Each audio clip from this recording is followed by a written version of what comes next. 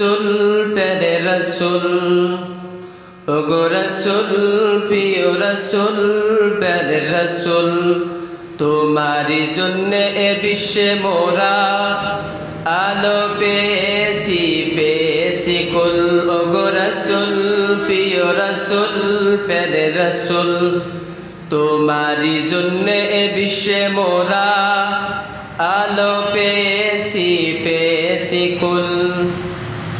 আলহামদুলিল্লাহ,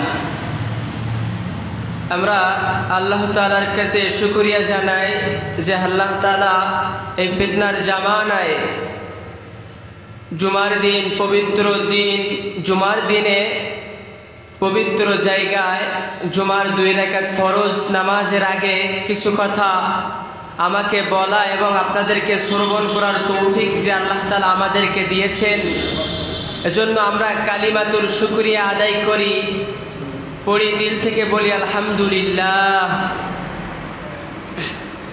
আমি কৃতজ্ঞতা জানাই এই মসজিদের ইমাম সাহেব ও কমিটি বৃন্দুর প্রতি যে আমি এই ছোট নগণ্য গুনাহগার বান্দাকে এই সুন্দর একটা পরিবেশ উপহার দেওয়ার জন্য আমি সকলের প্রতি আমার কৃতজ্ঞতা ও শুভেচ্ছা অভিনন্দন জানাই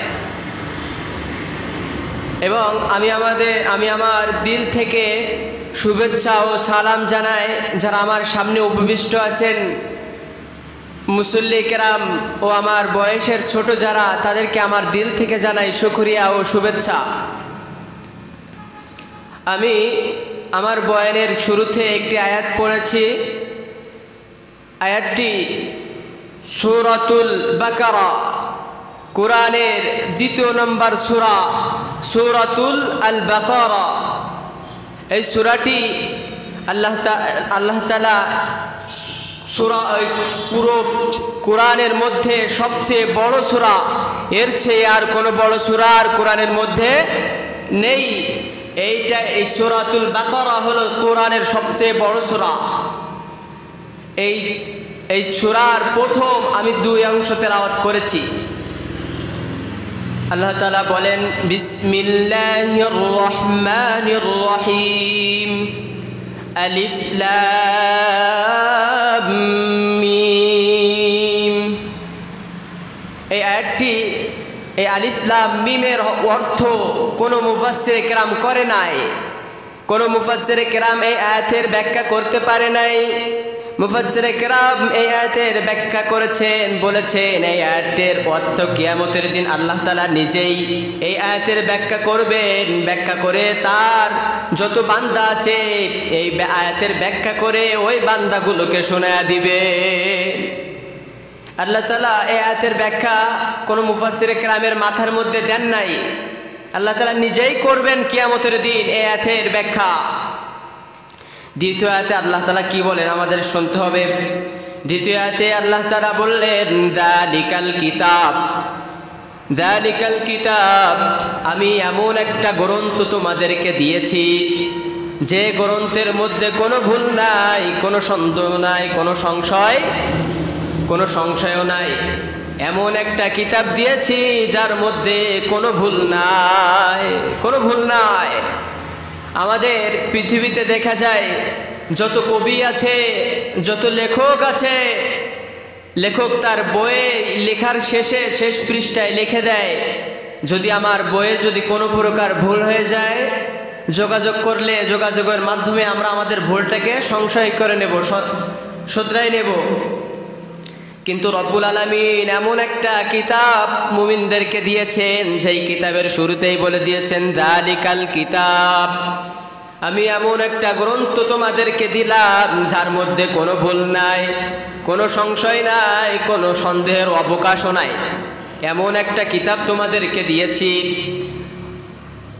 এই কিতাব যদি আমরা কেউ মানি তাহলে সে কখনো পথভ্রষ্ট হতে পারে না।